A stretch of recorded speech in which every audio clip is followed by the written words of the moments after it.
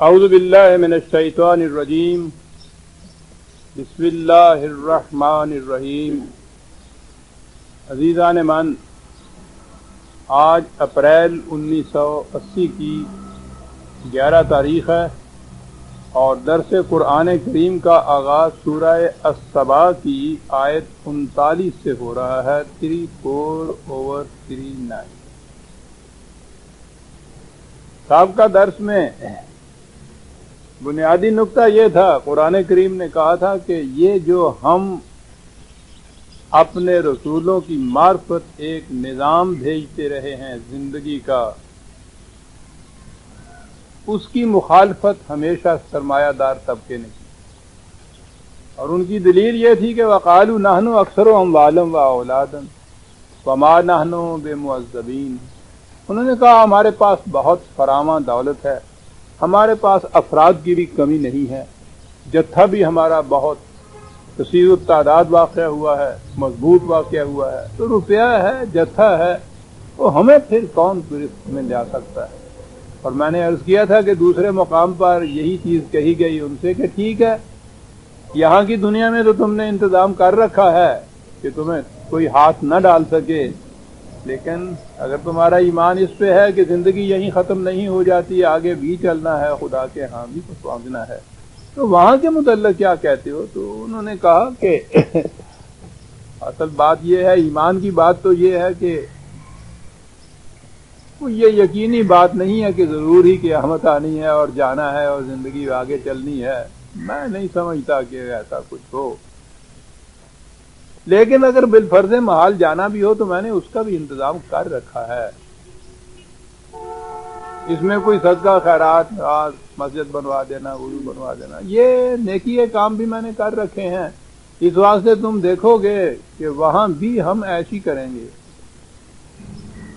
وہاں بھی یہ کہا تھا، اور اب آج کا درس بھی اس آیت سے شروع ہوتا ہے، قُلْ إِنَّ رَبِّي يَبْسُطُ الرِّزْقَ لِمَن يَشَاءُ مِنْ عِبَادِهِ وَيَقْدِرُ لَهُ۔ اور میں نے کہا تھا، اور ہر بار اسے میں دہراتا ہوں، کہ قرآن کریم جو سمجھ میں نہیں آتا، اتنا ہی نہیں سمجھ میں نہیں آتا، بلکہ اس کے مقصد کے خلاف چیز ذہن میں آتی ہے۔ اس کی بنیادی وجہ ہمارے یہ ترجمے ہیں۔ قرآن کریم کا ترجمہ قرآن نہیں ہے، اور یہ میں کئی بار عرض کر چکا ہوں، کس دور میں ہماری یہ تفسیریں مرتب ہوئیں، یہ ترجمے ان تفسیروں کے اوپر مبنی ہیں۔ اب اسی کی یہ مثال لے لیجئے، قرآن نے کہا ہے کہ یہ جو طبقہ تھا سرمایہ داروں کا، جن کے پاس دولت کے افراد تھی، یہ ہمیشہ مخالفت کرتے رہے اس نظام کی جو اللہ کی طرف سے رسولوں کی معرفت دنیا میں آتا رہا، اور ان کا وہ کہتے اس ذوم باطل میں تھے کہ ہمارے پاس دولت کی کمی نہیں، بہت فراواں دولت ہمارے پاس ہے۔ اور اس کے آگے یہ رکھا ہے کہ رسول ان سے کہہ دو، اس آیت کا ترجمہ جو آپ کو ملے گا، کوئی سا قرآن کریم کا نسخہ اٹھائیے جو ترجمے والا ہو، اس میں ترجمہ ملے گا یہ کہ رسول ان سے کہہ دو کہ رزق کی فراوانی یا تنگی جو ہے وہ تو خدا کی مشیت پہ ہے، جسے چاہتا ہے وہ زیادہ دولت دے دیتا ہے، جسے چاہتا ہے وہ تنگی رزق کی دے دیتا ہے۔ تو یہ تو ان کی تائید ہو گئی، انہوں نے تو یہی کہہ دیا کہ صاحب یہ جو تم اعتراض کر رہے ہو ہمارے اوپر کہ یہ دولت کی افراد ہے ہمارے پاس، اس کی بنا پہ یہ کچھ کرتے ہیں، تم خود کہتے ہو وہ تو خدا کی دی ہوئی ہے، خدا جس کو چاہتا ہے فراواں دولت دیتا ہے، ہمارا اس میں جرم کیا ہے، قصور کیا ہے جو اس کے خلاف تم اعتراض کر رہے ہو؟ یہ تو خدا کا، تم خود کہتے ہو کہ خدا جسے چاہتا ہے فراوانی سے دولت دے دیتا ہے، جسے چاہتا ہے اس کے رزق کی تنگی کر دیتا ہے۔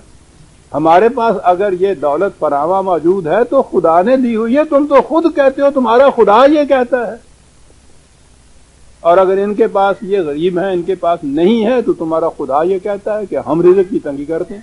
تو یہ تو سارا کچھ خدا کا کیا ہوا ہے، جب خدا کا کیا ہوا ہے تو سب ہمارے خلاف اعتراض یہ کیوں ہو رہا ہے؟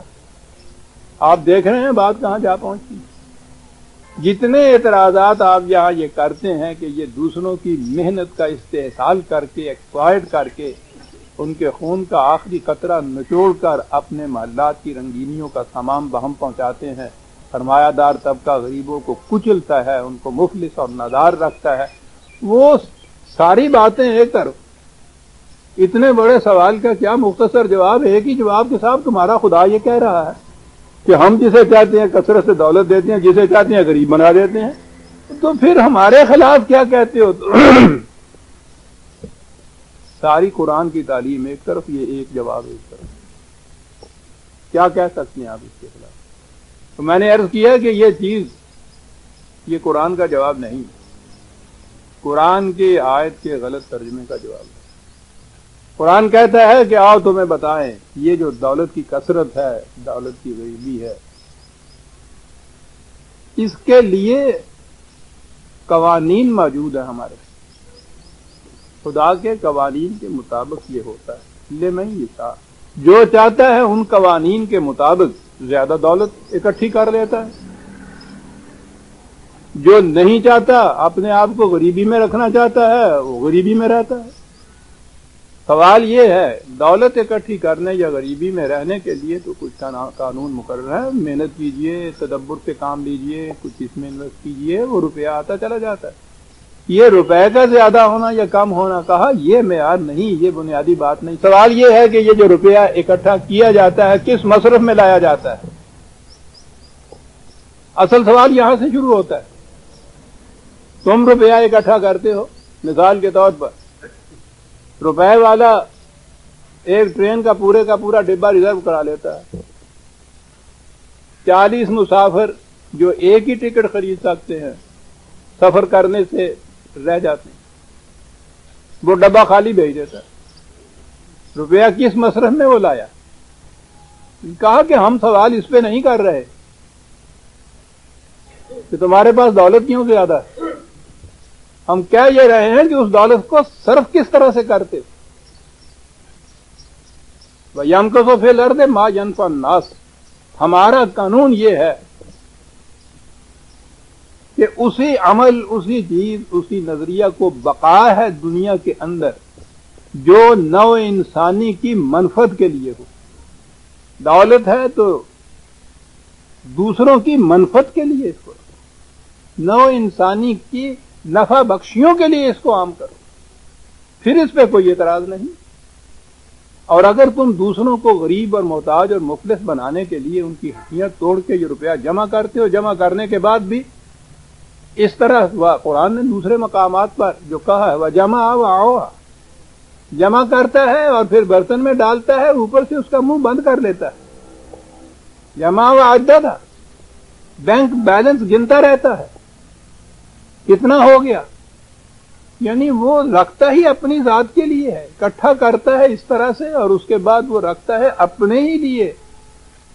تو جو وہ یہاں اکٹھا کرتا ہے وہ کہاں سے لیتا؟ زمین کھود کے تو نکالتا نہیں، کسی کی محنت کا پیدا کردہ ہے نا جس کو کسی طرح سے یہ اکٹھا کر لیتا ہے. اکٹھا کرنے کے بعد پھر یہ منفعت عامہ نوع انسانی کی منفعت کے لیے اس کو کھلا نہیں رکھتا،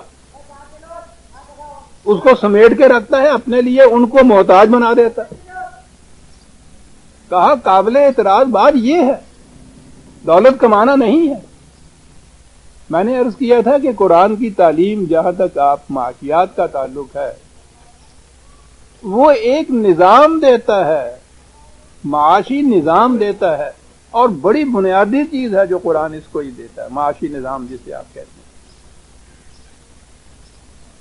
وہ معاشی نظام آج کل کی اس طرح میں سرمایہ داری یا کیپٹلزم کے نظام کے بالکل علی الرغم برعکس اس کے خلاف ہے.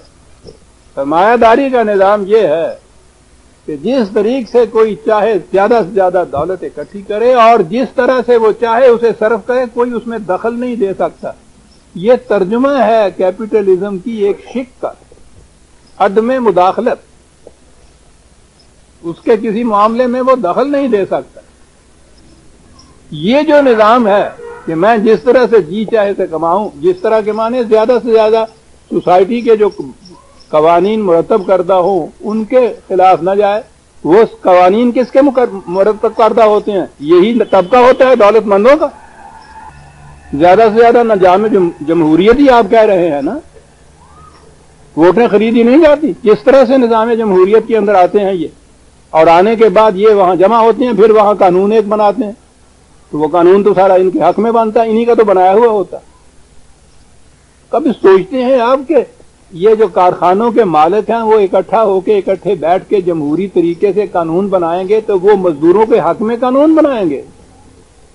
اسی لیے تو قرآن نے یہ بات کہی کہ تم جو روز کہتے ہو کہ صاحب عدل ہے، انصاف ہے، جسٹس ہے، اس کے مطابق یہاں سب کچھ ہوتا ہے. جسٹس تم کسے کہتے ہو؟ تم کہتے یہ ہو کہ جو رائج الوقت قانون ہے اس کے مطابق اگر ٹھیک فیصلہ اس کے مطابق فیصلہ کر دیا جائے تو یہ جسٹس ہے. یہی ڈیفینیشن ہے آپ کے یہاں جسٹس کی. قرآن کہتا ہے وہ قانون جس کے مطابق تم فیصلہ کر رہے ہو اگر وہی عدل پہ مبنی نہ ہو تو پھر یہ عدل کیسے ہوا؟ تو یہ جو ایک نظام ہے آپ کے ہاں، وہ نظام سرمایہ داری کا دولت تک ہی نہیں رہتا. یہودیوں کی آج تو خیر یہ بھیک سے مانگی ہوئی تھوڑی سی سلطنت ان کو مل گئی ہے، دنیا میں کہیں ان کو سر چھپانے کو جگہ نہیں ملتی. دی وانڈرنگ جیوز، خانہ بدوش، یہ ان کی کیفیت تھی. اس کے باوجود ساری دنیا کی حکومتیں ان کے قبضے میں تھی، آج بھی ہیں. کارٹر کچھ کر نہیں سکتا اسرائیل کے خلاف، اس لیے کہ امریکہ میں زیادہ سے زیادہ ووٹ جو صدارت کے لیے جاتے ہیں وہ یہودیوں کے ہیں. آپ دیکھتے ہیں معدل کے نظام میں دولت کیا کچھ کرتی ہے.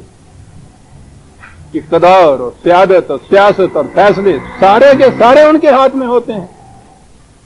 اس لیے اس نے کہا یہ کہ سوال یہ نہیں ہے، دولت یا قوت جو ہے یہ فی ذات ہی کوئی بری چیز نہیں، کوئی عیب نہیں ہے. سوال یہ ہے کہ وہ کس مصرف میں لاتے ہو، خرچ کس طرح سے کرتے. اس کے لیے قرآن کریم نے ادھر تو یہ کہا آؤ آپ بند رکھتے ہیں، نکلنے نہیں دیتے. اس نے اس کے لیے ایک اصطلاح دی تھی انفاق، ترجمہ ہم نے کر دیا اس کا خرچ کرتے ہیں. ارے کتنا ہی بڑا سرمایہ دار کیوں نہ ہو، بہرحال وہ روپیہ خرچ تو کرتا ہے. تو گویا جرم یہی ہو گیا کہ روپیہ اکٹھا کر کے خرچ نہ کرے اور خرچ کرتا چلا جائے تو پھر مقصد پورا ہو گیا، انفاق کا ترجمہ کر دیا. تو یہ بھی جرم نہ رہا. وہ زیادہ سے زیادہ اور انویسٹ کرتا چلا جاتا ہے اور کارخانے لگاتا ہے، کرتا ہے خرچ. میں نے کہا کہ پھر دوسرا ترجمہ کر لیں. پہلا تو وہ تھا کہ خدا جسے چاہتا ہے دولت دیتا ہے، جسے چاہتا ہے غریب بناتا ہے، وہ ترجمہ کر. وہ کہتا ہے یہ جو غریب رہنا چاہتا ہے اس کو کون امیر بنا سکتا ہے. اگلی بات یہ آ گئی، انفاق کا ترجمہ ہوا خرچ کرنا. یہ تو ضد ہے ربا کی، یہ تو ضد ہے سرمایہ داری کی. سرمایہ داری میں وہ اکٹھا کیا جاتا ہے، اپنی ذات کے لیے رکھا جاتا ہے. انفاق کے معنی خرچ کرنا ہی، انفاق کے معنی ہے روپے کو کھلا رکھنا منفعت عامہ کے لیے، کھلا ہی رکھنا. ٹھیک ہے آپ نے ایک ڈبہ ریزرو کرا لیا ہے گاڑی کا کیونکہ غریبوں کے پاس پیسے نہیں تھے ٹکٹ کے، ریزرو کرائیے، خرچ کیجئے، اس کے دروازے کھلے رکھیے. یہ انفاق ہے کہ بھئی جس نے جانا ہے آ جاؤ، اس کے اندر میرے پاس 4 پیسے فاضلہ تھے، میں نے زیادہ ٹکٹیں خرید لی ہیں، جس کے پاس پیسہ نہیں ہے وہ آؤ، اس میں کھلا رکھو دروازہ اس کا. کہا یہ ہے نا اسلام ہے. اسی ڈبے کو ریزرو کرا کے دروازہ بند رکھو، یہ ربا ہے. تو اس کا ترجمہ ہی کھلا رکھنا ہے. انفاق میں نے کئی دفعہ آپ سے کہا، یہ پہلے یہ آ چکی ہیں چیزیں، یہ بنیادی جو اصطلاحیں ہیں قرآن کی، ان کا صحیح قرآنی مفہوم پہلے متعین کیجیے. سمجھانے کے لیے عربی زبان کا لفظ ہے یہ، جسے نیفا کہتے ہیں نا آپ، وہ یہی ہے نیفقتن، اسی سے ہے وہ. کبھی کوئی ایسا نیفا بھی دیکھا کہ ایک طرف سے تو آپ آزاد بند پروئیں اور دوسری سائڈ جو اس کی ہے وہ بند ہو؟ وہ نیفا ہی نہیں ہوتا. نیفا تو وہ ہوتا ہے کہ ادھر سے بھی کھلا ہوا ہو، دوسری طرف سے بھی کھلا ہوا. میانی جس میں روپیہ رکھا کرتے تھے پہلے، اب تو ہمارے ہاں اگلی نسل کو یہ بھی معلوم نہیں ہوتا، اور وہ روپیہ ہی اب نہیں ہے تو وہ رکھنا کہاں ہے. ورنہ وہ اس قسم کی گتلی ہوتی تھی کہ اوپر سے تو ڈالا جاتا تھا، نیچے سے وہ بند ہوتی. اس نے کہا ایک تو نظام یہ ہے کہ لیے چلے جاؤ، سمیٹتے چلے جاؤ، منفعت عامہ کے لیے کھلا نہ رکھو. اور دوسرا نظام یہ ہے کہ زیادہ سے زیادہ محنت کر کے کماؤ، لو اس میں سے اپنی ضرورت کے مطابق رکھ کے میانی کا دوسرا حصہ جو ہے اس کو کھلا رکھو. جمع ہونا جو ہے اس کا کہ نوع انسانی کو محروم کر دیا جائے اس کے مفاد سے اور اس کو اپنے لیے جمع رکھا جائے، یہ ہے نظام سرمایہ داری کا. قرآن اس کے خلاف ہے. انفاق کے معنی ہیں کہ دوسرا راستہ میانی کا کھلا رکھو، ہر وقت جمع نہ ہونے پائے. اب یہاں سے بات شروع ہوئی. قل ان ربی یبسط الرزق لمن یشاء من عبادہ ویقدر لہ. اب آگے دیکھیے کہ ہمارا جو وہ قانون ہے جس کے مطابق ہم چاہتے ہیں کہ زیادہ سے زیادہ محنت کرو، اور اس کے بعد کرو کیا؟ وَمَا أَنفَقْتُم مِّن شَيْءٍ فَهُوَ يُخْلِفُهُ وَهُوَ خَيْرُ الرَّازِقِينَ. خدا کی رزاقیت کے مطابق جو نظام ہے وہ یہ ہے. ما انفقتم، وہی نفقہ، وہی انفاق. سمجھیے اس درد میں کہ جو کچھ تم خرچ کرتے ہو، خرچ کرتے ہو بات ہی نہیں. جو کچھ تم نو انسانی کی منفعت کے لیے کھلا رکھتے ہو. بات سمجھ میں آئی؟ ایک لفظ میں عزیزان من بات چاہیے. قرآن تو بڑا ہی جس میں ایجاز جسے کہتے ہیں نا، اعجاز کے ساتھ سمتی ہوئی کنسنٹریٹڈ فارم میں بڑا ہی مرتقی، ارتکاز کہتے ہیں اس کو اصل میں، کنسنٹریٹڈ فارم کے اندر اس جاتا ہے. ایک لفظ میں بات کہا جاتا ہے یخلفہ. کیا بات ہے! کہتا ہے سمجھنے بات تو ایسا نظر آتی ہے کہ جو کچھ تم دوسروں کی منفعت کے لیے کھلا رکھتے ہو میانی میں، وہ چلا جاتا ہے، رہتا نہیں ہے. ٹھیک ہے. کہا کبھی تم نے اس درخت کو بھی دیکھا جو خزاں کے موسم میں ایک ایک پتا جھڑ جاتا ہے، ٹنڈ منڈ رہ جاتا ہے، بالکل سوکھی ہوئی ٹہنیاں، سوکھا ہوا درخت، تمام پتے جھڑ جاتے. تصور تمہارا یہ ہے کہ جو ہم نے دے دیا وہ پتا جھڑ گیا، وہ درخت پہ ایک نشان بھی اس کا باقی نہیں ہے، خشک ہو گیا. یہ ہے تمہیں؟ تھوڑا سا انتظار کرو. وہ جو ایک خشک زرد قسم کا وہ پتا گر گیا ہے، چند دنوں کے بعد اس کی جگہ تر و تازہ شگفتہ شاخدار کونپلیں، ہرے ہرے پتے، پھلدار پھول کس طرح سے لہلاتے ہوئے اس درخت پہ نکلاتی ہے. کہا انفقہ کے یہ معنی یخلفہ. ایک لفظ ہے عزیزان من، اس کے معنی ہے خزاں دیدہ درخت پہ بہار نو کا آ جانا. اور کہا اگر اس درخت کے یہ پتے گرتے نہیں ہیں تو نئی کونپلیں نکلتی نہیں. خشک پتوں کو سمیٹ کے رکھنے سے تمہارے کیا فائدہ ہے؟ ان کو گرنے دو. ہمارا نظام فطرت یہ ہے کہ یہ گرتے جائیں، تر و تازہ پتے نئے جو ہیں وہ نکلتے چلے جائیں. یہ ایک دور ہے ہمارے ہاں، اسے انفاق کہتے ہیں. تر و تازہ بہاروں کو لانے کے لیے خزاں کے موسم کے پت جھڑ جسے کہتے ہیں وہ ہو جائے. کہا بس اتنی سی بات ہی ہے. وَهُوَ خَيْرُ الرَّازِقِينَ. یہ نظام ہے اگر تمہارا تو وہ ہے جو خیر خدا کے بہترین نظام کے مطابق رزق یوں ملتا ہے. اب بات ساری صاف ہو گئی. کہتا یہ ہے ہمارا قانون. اس قانون کے مطابق اگر تم کمائی کرو، پھر اس کو کھلا رکھو، پھر دیکھو ان ریٹرن کتنا ملتا ہے. جو ایک ایک کے ساتھ ساتھ وہ کہتا ہے نا، کہتا ہے یوں ملتے ہیں. اور انفرادی طور پہ نہیں، اجتماعی طور پہ معاشرے کو کہتا ہے کہ جس معاشرے میں یہ نظام ہو معیشت کا، اس معاشرے میں کی فراوانیوں، خوشحالیوں، شادابیوں کا کہنا کیا ہے. سر سبز و شاداب درخت اس کے ہاں ہوتی ہیں، اس کے باغ کے اندر. تجری من تحتها الانہار، خشک نہیں ہوتا درخت، رواں ندیاں وہاں سے گزر رہی ہوتی ہیں. اسی کو تو جنت کہتے ہیں. وَيَوْمَ يَحْشُرُهُمْ جَمِيعًا ثُمَّ يَقُولُ لِلْمَلَائِكَةِ أَهَؤُلَاءِ إِيَّاكُمْ كَانُوا يَعْبُدُونَ قَالُوا سُبْحَانَكَ أَنْتَ وَلِيُّنَا مِنْ دُونِهِمْ بَلْ كَانُوا يَعْبُدُونَ الْجِنَّ أَكْثَرُهُمْ بِهِمْ مُؤْمِنُونَ. دور جہالت کی باتیں بھی قرآن لاتا ہے. جس زمانے میں نازل ہوا ہے اس زمانے میں بھی، اب بھی جو علاقے ابھی تک جہالت میں بہت دور ہیں، توہم پرستیاں ان کے ہاں چھائی ہوئی ہوتی ہیں. فطرت کے کی قوتوں کو، مظاہر فطرت کو وہ اپنے دیوتا بناتے ہیں، سمجھتے ہیں۔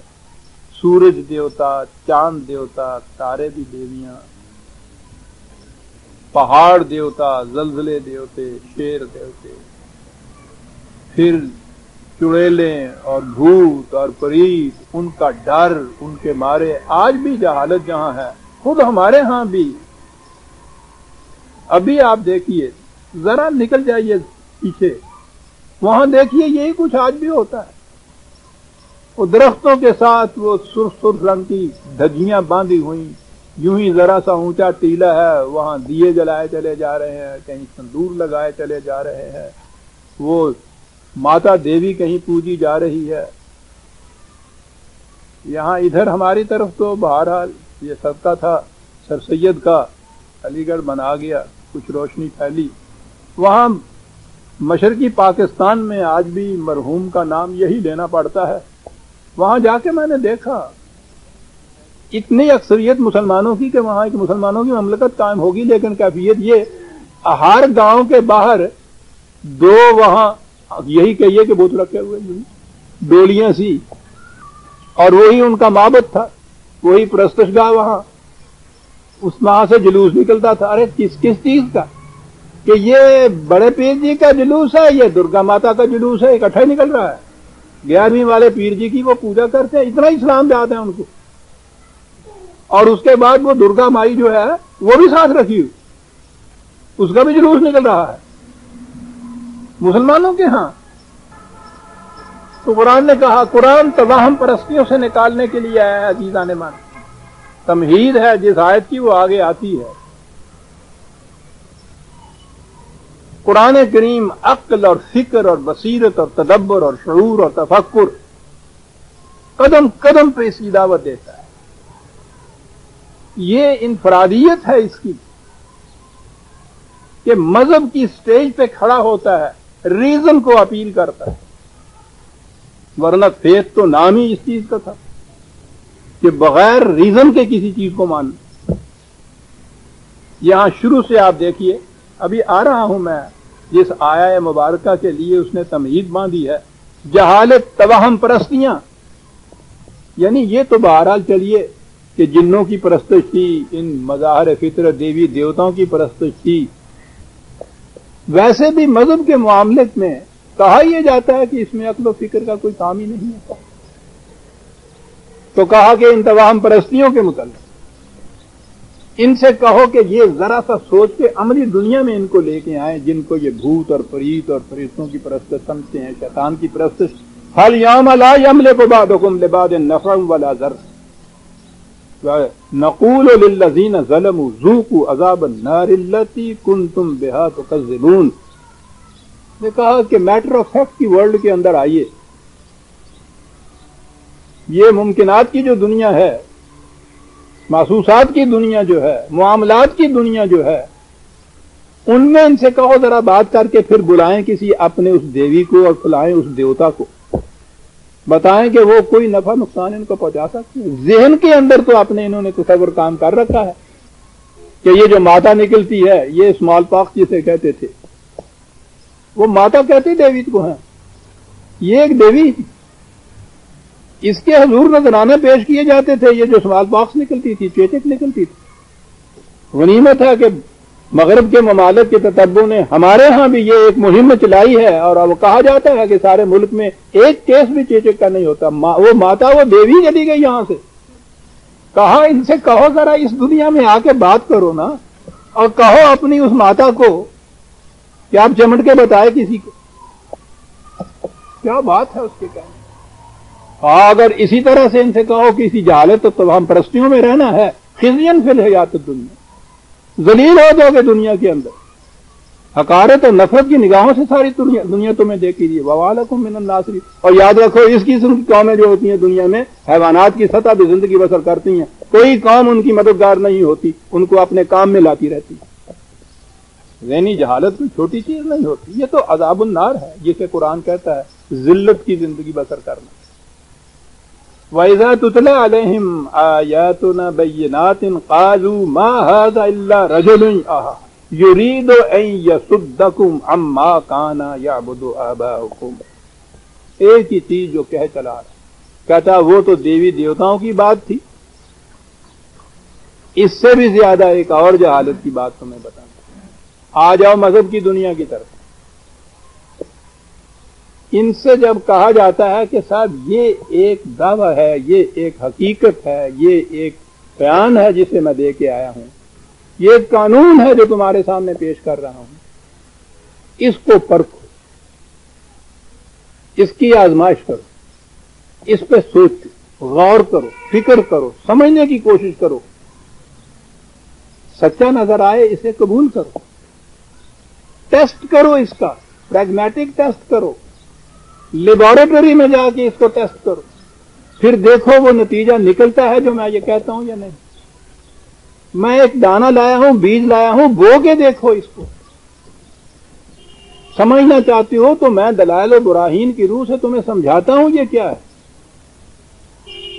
محسوس طور پہ دیکھنا چاہتے ہو تو اس کا امتحان کر کے، اس کو ٹیسٹ کر کے دیکھو۔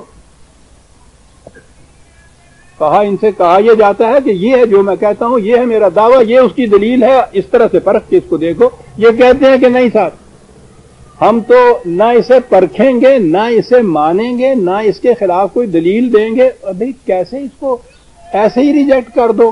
کہنے لگے ہاں ریجیکٹ اس لیے کر دیں گے کہ جو کچھ ہمارے اسلاف کہتے چلے آ رہے ہیں یہ اس کے خلاف ہے دلیل۔ کہا یہ ان سے بھی زیادہ تمام پرست۔ کہا یہ کوئی دلیل ہے؟ ہر انسان صاحب فکر ہے،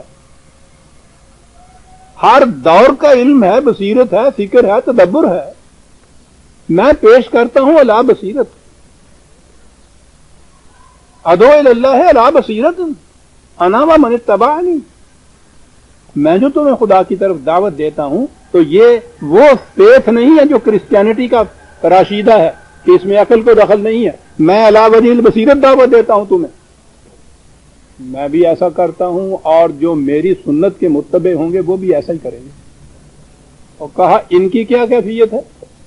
یہ پیش کر رہا ہوں میں عقل و بصیرت کی روح سے، ان سے کہہ رہا ہوں ہاتھو برہانکم ان کنتم صادقین، سچے ہو تو اپنی دلیل لاؤ۔ اور یہ کہتے ہیں کہ صاحب ہم تو جانتے ہی نہیں ہیں دلیل ویل کیا ہوتا ہے، بصیرت اور عقل کیا بات ہے، ہم یہ جانتے ہیں کہ جو کچھ ہمارے ہاں سے ہوتا چلا آ رہا ہے یہ اس کے خلاف ہے جو تم کہتے ہو، اس لیے ہم اسے نہیں مانتے۔ کہا یہ توہم پرستی کی انتہا ہے۔ اب اس کے بعد ان سے کیا کہا؟ نہ دلیل، نہ اپیل، نہ عقل، نہ فکر، نہ تدبر، نہ شعور، کچھ نہیں، جو کچھ بڑے کہتے چلے آ رہے ہیں، کرتے چلے آ رہے ہیں، وہی کرتے چلے جائیں گے۔ ارے اس کو ہی کھڑے ہو کے پرکھ لو، وہ کہہ رہا ہے میری بات نہ مانو، جو کچھ یہ کرتے چلے آ رہے ہیں، جو مانتے چلے آ رہے ہیں، اس کو ہی عقل و فکر کی روح سے پرکھ کے دیکھو کہ جی نہیں صاحب جو کچھ ہوتا چلا آ رہا ہے، جو اسلاف کا مسلک ہے، مذہب کا معاملہ ہے، شریعت کا مسئلہ ہے، شریعت میں تو عقل کو دخل ہی نہیں ہوتی، یہ الحاد ہے، یہ بے دینی ہے جو کہہ رہے ہو کہ صاحب عقل و فکر کی روح سے پرکھ کے دیکھو۔ مذہب میں عقل و فکر این یصدکم عن، بڑکا دیتے ہیں عوام کو یہ کہہ کے کہ یہ تمہیں اسلاف کے راستے سے روک رہا ہے۔ باو کہا اتنا ہی کافی ہے، ان کو یہ کہا اور وہ اٹھ کھڑے ہوئے اس کے خلاف، جہاد کرنے کے لیے، فساد کرنے کے لیے، مارے گئے، شہید ہیں۔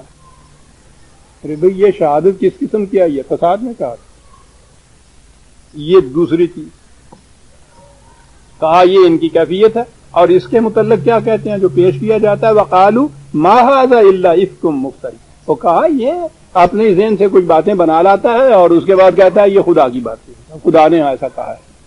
چل ایک الزام دھرا اس کے سر پہ اور مطمئن ہو کے بیٹھ گئے۔ وقال الذين كفروا للحق لما جاءهم ان هذا الا سحر مبين۔ الحق ان کے سامنے پیش کیا جاتا ہے۔ حق تو عربی زبان میں کہتے ہی اس کو ہے جو محسوس طور پر اپنے نتائج سے اپنے آپ کو سچا ثابت کر دے، یہ ذہنی اور فکری چیز ہے ہی نہیں۔ یعنی ہم حقیقت کو تو سمجھتے ہیں اس لفظ کو کہ حقیقتاً یہ ایسا ہے، روز بولتے ہیں ہم جب وہی لفظ حق آتا ہے جہاں سے حقیقت کا لفظ نکلا ہے تو حق جو ہے وہ فیض ہو جاتا ہے، وہ حقیقت نہیں رہتا، وہ فیض ہو جاتا ہے۔ کہتا ہے جب ان کے سامنے الحق ہے وہ آتا ہے تو یہ کہتے ہیں کہ یہ کھلا ہوا جھوٹ ہے۔ کیوں جھوٹ ہے؟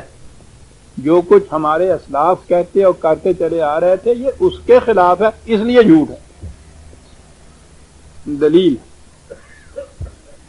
وما آتیناہم من کتب یدرسونہا وما ارسلنا علیہم من قبلک من نذیر، یہ بھی نہیں کہ ان سے پہلے کوئی ان کے پاس کتاب آ گئی ہو اس میں یہ لکھا ہو کہ یہ جو کچھ کہہ رہا ہے یہ غلط ہے، چلو جی اس کی اتھارٹی صحیح، یہ بھی نہیں۔ کوئی رسول ہی آیا ہو اس نے ہی آ کے کہہ دیا ہو، یہ بھی نہیں۔ جو کچھ پہلے سے ہوتا چلا آ رہا ہے، جو کچھ اسلاف کہتے چلے آ رہے ہیں۔ عزیزان من، قرآن کریم نے 20 مقام پر یہ جو رسول اللہ صلی اللہ علیہ وسلم کی مخالفت کرنے والے کفار تھے یہ ان کے اقوال نقل کیے ہیں، کفار کے بھی، اور یہ یہود اور نصارہ اور مجوسی جتنے بھی مخالفت کرنے والے تھے اسلام کے، قرآن کریم نے ہر مقام پر ان کی طرف سے یہی عذر پیش کیا ہے کہ یہ جواب میں یہ کہتے ہیں، اور ہر دفعہ ان کو لتاڑا ہے۔ کیوں؟ یہ کوئی دلیل ہے جو تم دے رہے؟ میں کہتا ہوں آن میرٹ پرکھو جو میں کہہ رہا ہوں، تم کہتے ہو یہ اسلاف کے طریقے کے خلاف چلا آ رہا ہے، وہ ہو سکتا ہے کہ وہ غلطی ہو، چلیے ٹھیک ہوگا، پرکھ کے دیکھ لو، دلیل و برہان کی روح سے وہ ٹھیک نکلی ایکسپٹ کرو۔ میں کب کہتا ہوں کہ پھر نہ ایکسپٹ کرو، کھڑے ہو کے پرکھ کے تو دیکھ لو کہ جی نہیں ہم اس کے لیے تیار نہیں ہیں۔ میں نے کہا کہ قرآن کریم نے یہ ان کے اقوال نقل کیے اور اپنی طرف سے ان کی تردید کی، اس سے زیادہ بھی کوئی انقلاب آپ کریں گے کہ یہی مسلمان قرآن کے ماننے والے یہی اب دلیل دیتے ہیں قرآن کے خلاف؟ اہل مذہب میں سے اہل شریعت آپ کے یہاں کے علماء حضرات جو ہے کسی سے بات کر کے دیکھو یہ کہ صاحب یہ تو اسلاف کے مسلک کے خلاف ہے، یہ اس روش کے خلاف ہے جس کے اوپر ہم ہوتے چلے آ رہے ہیں۔ یعنی وہ جو قرآن کریم ان کفار کا، غیر مسلموں کا قول پیش کر کے اس کی تردید کرتا تھا، یہی اب دلیل پیش کی جاتی ہے ہمارے ہاں سے۔ تو مذہب تو ہر جگہ ایک ہی ہوتا ہے، اسلام تو دین تھا، مذہب تھا ہی نہیں۔ یہودیوں کا مذہب تھا، عیسائیوں کا مذہب تھا، مجوسیوں کا مذہب تھا، وہ مذہب یہ کہتا تھا بزرگوں کے متعلق ان کی عظمتوں کے قصیدے شان ہیں، اس کے لیے پروپیگنڈا کرتے چلے آئے، ان کا بہت بڑا بت بنایا لوگوں کے ذہنوں کے اندر، اور اس کے بعد پھر کہ جب وہ فلاں حضرت امام صاحب نے فرمایا ہے، فلاں حضرت صاحب کا ارشاد ہے، فلاں کتاب میں یہ لکھا ہے، یعنی وہ قرآن پیش کر رہا ہے، وہ یہ چیزیں کہہ رہے ہیں، ان کے ذہنوں کے اندر ان کی عظمتوں کے مینار کھڑے کیے ہوئے ہیں سارے کہ صاحب یہ پوچھئے یعنی یہ زیادہ جانتے ہیں قرآن کو حضرت صاحب وہ جو تھے امام اعظم یا حضرت امام عبد القادر جیلانی رحمۃ اللہ علیہ، یعنی وہ نہیں قرآن جانتے تھے، یہ زیادہ جانتے، سیدھی سی بات، جاننے کا سوال نہیں ہے۔ وہ تو کہتا ہے کہ یہ تم ہم دیکھ لو، آپ پڑھ کے دیکھ لو، یہ اس کے خلاف جا رہا ہے کہ جی انہوں نے نہیں پڑھا تھا قرآن، کیا جواب دیا جائے گا؟ تو گویا یہ پڑھا جا چکا جو پڑھا جانا تھا قرآن، کسی دور تک سمجھا جانا تھا، جو کچھ سمجھا جا چکا وہ دور ختم ہو گیا۔ ابھی آتا وَكَذَّبَ الَّذِينَ مِن قَبْلِهِمْ وَمَا بَلَغُوا مِعْشَارَ مَا آتَيْنَاهُمْ فَكَذَّبُوا رُسُلِي فَكَيْفَ كَانَ نَكِيرِ۔ کہتے یہ جس دولت پہ، جس قوت پہ، جس کثرت پہ مان کر کے اس کے گھمنڈ میں یہ باتیں کر رہے ہیں، اس سے پہلے بھی قومیں گزری، ان کے پاس تو ان کا کوئی 10واں حصہ بھی نہیں تھا، وہ تو شوکت و حسمت و قوت و حکومت میں ان سے اتنی زیادہ بڑی ہوئی۔ اب دیکھیے کہتا کیا کہ جب ان قوموں نے عقل و فکر سے کام لینا چھوڑ دیا تو ان کے کھنڈرات تو باقی رہ گئے، قومیں باقی نہیں رہی۔ کہتے وہ بھی یہی تھے کہ جو کچھ ہم کر رہے ہیں یہ اسلاف کے راستہ، تو جرم کیا تھا؟ عقل و فکر سے کام نہ لینا۔ آپ دیکھ رہے ہیں کہ قرآن کریم قوموں کی زوال اور ان کی تباہی کا بنیادی سبب کیا بتاتا ہے؟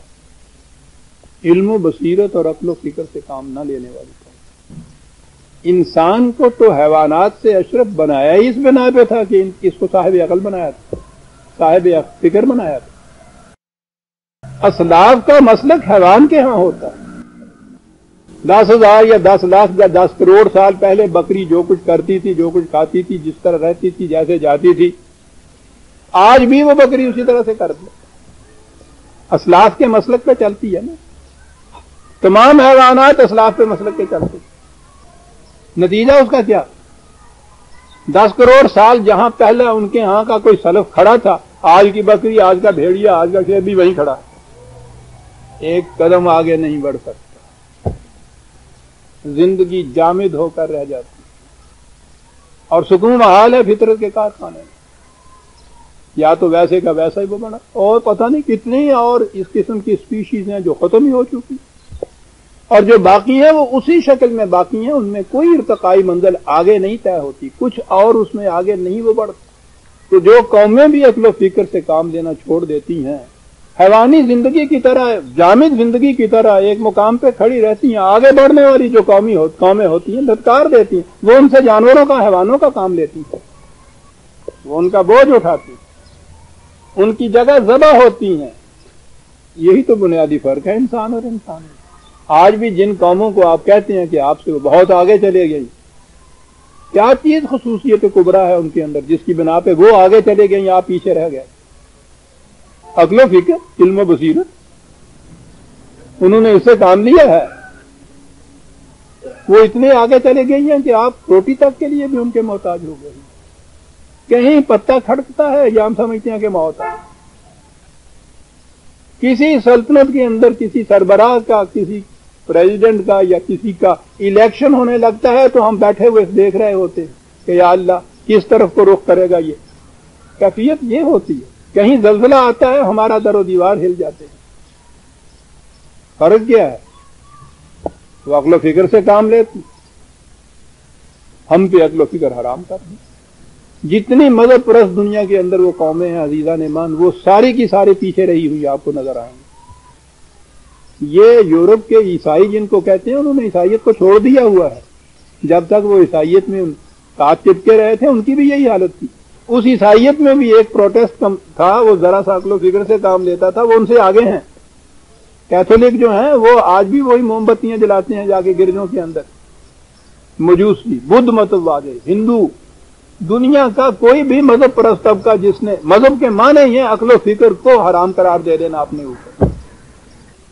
جہاں بھی آپ دیکھیں، نیپال کے بدھ ہوں یا جب انہوں نے مذہب کو چھوڑا ہے، چین نے بدھزم کو چھوڑا ہے، چلیے الحاد صحیح، انکار صحیح، بے دینی صحیح، وہ مذہب کو تو چھوڑا ہے نا، عقل و فکر میں آیا. روس والوں نے عیسائیت کو چھوڑا ہے، تو ہندو اس دھرم کو چھوڑ رہے ہیں، ان کے ہاں یہ صورت پیدا ہو گئی. یہودیوں نے بھی جو یہ مملکت قائم کی ہے تو پہلے یہودیت کی وہ اسلاف پرستی تھی، اسے چھوڑا ہے. انہوں نے چھوڑ دیا ہے، ان کے پاس دین تھا نہیں. ہمیں تو چھوڑ کے ملحد اور بے دین ہونے کی ضرورت نہیں. خدا کی کتاب محفوظ آپ کے پاس موجود ہے. چھوڑیے اس مذہب کو، آئیے دین کی طرف عقل و فکر کی بنا پر. آج بھی عزیزان ایمان، یہ بڑے غور سے سننے کی بات ہے، جس کا نام احیاء اسلام لیا جاتا ہے، کہا جاتا ہے، پکارا جاتا ہے، رینیسنس اسے کہا جا رہا ہے، نشأت ثانیہ اسلام کی، دوبارہ زندہ ہو رہا ہے اسلام. آپ کو پتا ہے کہ یہ زندہ کیا ہو رہا ہے؟ وہی اسلاف کے مسلک کا اسلام جو آپ کے ہاں چلا آ رہا تھا. ہمارے ہاں کی اگلی جنریشن، نئی نسلیں، تعلیم یافتہ، کچھ کانٹیکٹ ہوئے ہیں ان کے باہر کی قوموں سے، کچھ تعلیم انہوں نے اس قسم کی حاصل کی ہے، انہوں نے عقل و فکر سے کام لینا شروع کر دیا. اس پہ دہائی مچائی جا رہی ہے کہ انہوں نے مذہب کو چھوڑ دیا، یہ اسلام سے برداشتہ ہو رہے ہیں. یا اسلام کے معنی ہیں وہی جسے انہوں نے چھوڑا ہے، جس سے یہ برداشتہ ہو گئے ہیں، اس کو کسی طرح سے دوبارہ زندہ کر کے غالب کیا جائے، وہی جس میں عقل و فکر کی کوئی گنجائش نہیں. اور ہم نے تو چونکہ عقل و فکر سے کام لینا چھوڑ دیا، جو کچھ ہمارے ساتھ بیتتی ہے ہم اس وقت کھڑے ہو کے نہیں سوچتے کہ ہو کیا رہا ہے. بعد میں سوچتے ہیں ہم پلوں کے ختم کے اوپر مردے کو بخشواتے ہیں، چیلم کے اوپر اس کا 40واں کر کر کے اس کو جنت میں بھیجتے ہیں، جب زندہ ہوتا ہے اس وقت نہیں ذکر کرتے کہ یہ جنت میں کس طرح سے جائے۔ ہمارے ساتھ یہ ہو رہی ہے، بڑی سازشیں ہوئی ہیں اس قوم کے ساتھ۔ دنیا کی قومیں ان سے ڈرتی ہیں، کانپتی ہیں، انہیں پتہ ہے کہ یہ اگر ان کا دین کہیں آگے اوپر انہوں نے سوچنا شروع کر دیا، اس قوم نے، دنیا کی کوئی قوم ان کا مقابلہ کر نہیں سکتی۔ سازش اس کے خلاف شروع سے یہ ہوتی چلی آ رہی ہے کہ کبھی اگر کوئی تحریک ان کے اندر ایسی پیدا ہو جائے جو سوچنے کی طرف ان کو مائل کر دے، اس تحریک کو کچھ لو۔ اور اس کا طریقہ یہ ہے کہ وہی اسلاف کا جو چلا آ رہا ہے ان کے ہاں مذہب، اس کی تجدید کرو، اس کی احیاء کرو، اس کی رینائسنس کرو۔ یہ ہے آپ کے ہاں آج ہو رہا۔ جب آپ تباہ ہو جائیں گے اس وقت نگاہ بعد گشتے دیکھیں گے تو پتہ چلا تھا کہ ہمارے ساتھ ہوا کیا۔ جسے ہم اسلام کی احیاء کہہ رہے تھے وہ تو ہمیں تباہ کر رہی تھی۔ در حقیقت یہ سازش تھی کہ یہ قوم کہیں سوچنا نہ شروع کر دے۔ میں کہہ یہ رہا تھا کہ پچھلی آیات میں قرآن نے مذہب کے خصوصیات بتائیں کہ توہم پرستیاں، اسلاف پرستیاں، دو چیزیں بتائی ہیں نا۔ پہلی چیز وہ کہ جو دیوی دیوتاؤں کی پرستش ہوتی تھی، وہاں سے نکلے تو اہل مذہب آئے اور انہوں نے اسلاف پرستی شروع کر دی۔ عقل و فکر کے خلاف وہ بھی ڈنڈا لے کے چلے ہوئے، عقل و فکر کے خلاف یہ بھی چلے ہوئے ہیں۔ یہاں تک پہنچنے کے بعد آئیے اس آیا جلیلہ کی طرف۔ عزیزان من، کیا عرض کروں کہ کہاں کہاں اس کو لکھ کے رکھی، کیا عرض کروں کہ کتنی بنیادی اہم چیز ہے جو کہی جا رہی ہے، مذہب کے سٹیج سے یہ آواز دی جا رہی ہے۔ یہ سارا کچھ وہ مخالفت میں آ کے نبی اکرم صلی اللہ علیہ وسلم کے پتہ نہیں کتنے وہ لمبے مذاکرے مباحثے کرتے ہوں گے، باتیں کرتے ہوں گے۔ 23 سال حضور ان کے اندر رہے اور تبلیغ کرتے رہے۔ اور سنیے عزیزان من، آخر میں کہا کیا، قل انما اعظکم بواحدۃ۔ وہ آیا جلیلہ جو 20 مرتبہ آ چکی، ہزاروں مرتبہ آنی چاہیے اس قوم کے سامنے۔ ان کا رسول کہہ رہا ہے مخالفین کہ دیکھیے میں تم سے کوئی لمبے چوڑے وعظ نہیں کرنا چاہتا۔ اعظکم کا لفظ دیکھا کہاں آیا ہے۔ کوئی لیکچر نہیں کرانا چاہتا، کوئی بحث نہیں کرنا چاہتا، کوئی جھگڑے نہیں کرنا چاہتا۔ اعظکم بواحدۃ، میں تم سے صرف ایک بات کہنا چاہتا ہوں، صرف ایک بات۔ یہ جو انداز قرآن نے اختیار کیا ہے نا یہ بات کہنے کا، اسی سے آپ سوچئے اس کی اہمیت کتنی ہو گئی کہ میں کوئی لمبی چوڑے بات کہنا ہی نہیں چاہتا تم سے بابا، میں تو ایک بات تم سے کہنا چاہتا ہوں۔ یقیناً اس میں بڑی نفسیاتی چیز ہے، سائیکولوجیکلی دوسرے کو اپنی طرف توجہ کرنے کے لیے بڑی لمبی چوڑی بات ہی نہیں کو کرتا ہوں، کہتا میں تو ایک بات کہنا چاہتا ہوں۔ تو ایک بات ہے، کون سی بات ہے سن تو لو۔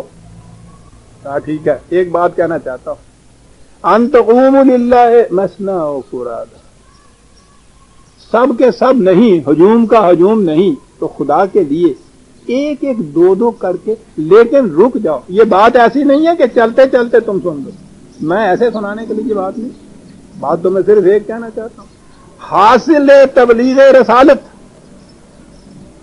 ماں حاصل پیغام خدا بندی، اعظکم بواحدۃ، ایک بات، صرف ایک بات۔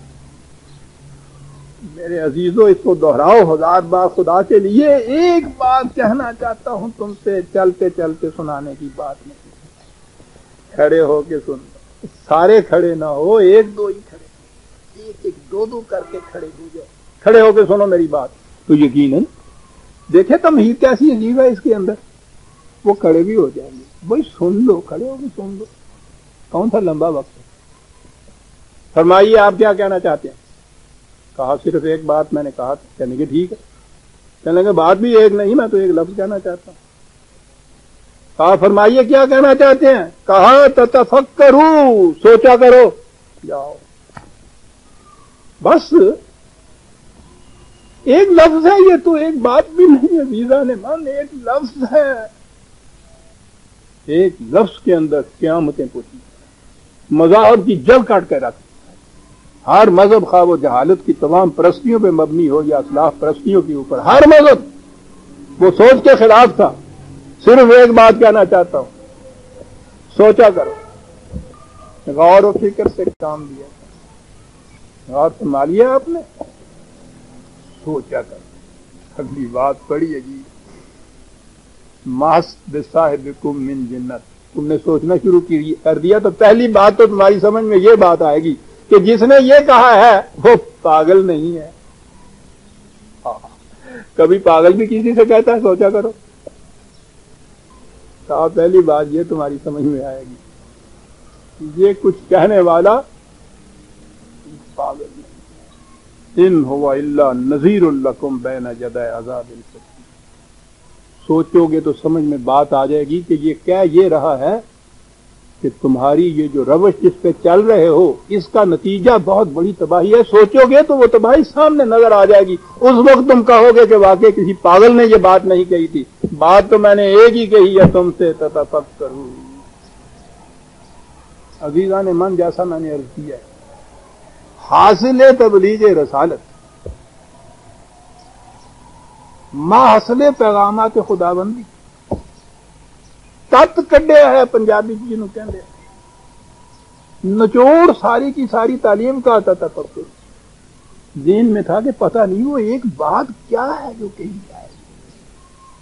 معاف رکھیے، یہ نہ سمجھیے کہ میں کچھ نماز یا روزے کی خدا نہ کردہ تاخیر کرتا ہوں یا تنقید کرتا ہوں. نہیں، ذہنوں میں یہ تھا کہ شاید یہی کریں گے کہ ایک بات میں صرف کہتا ہوں تم سے، اور وہ یہ ہے کہ نماز پڑھا کرو.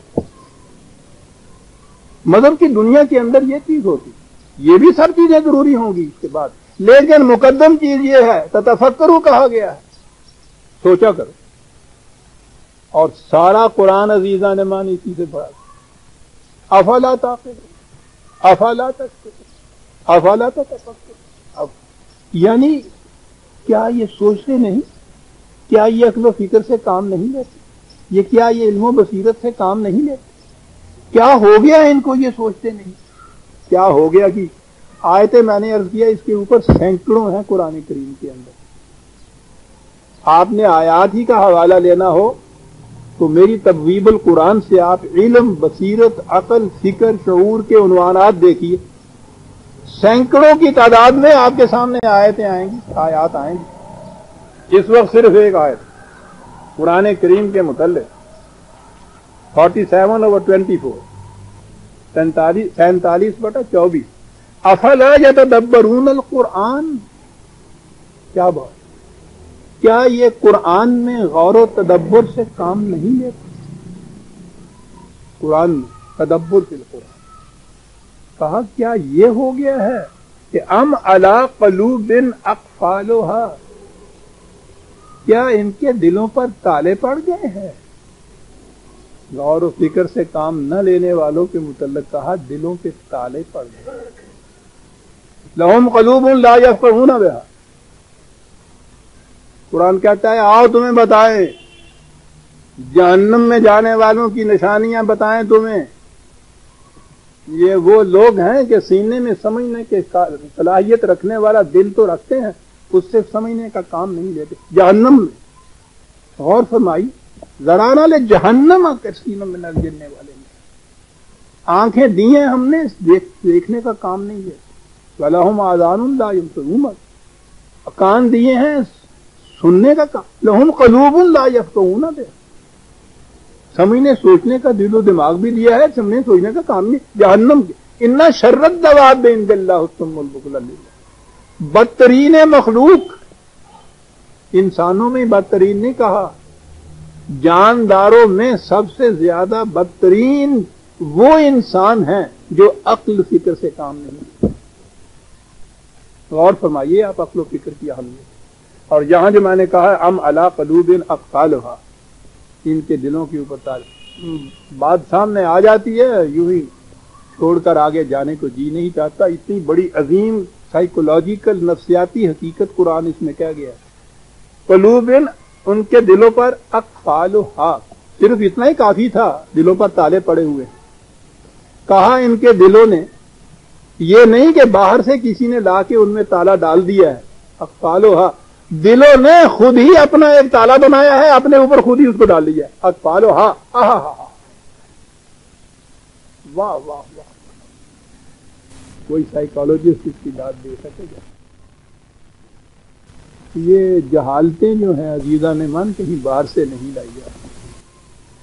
دلوں کو جب سب نے سوچنے سے باز رکھا جاتا ہے تو یہی چیز قرآن نے دوسری جگہ کہا ہے، ان کے اعمال خود زنگ بن گئے ہیں ان کے لیے.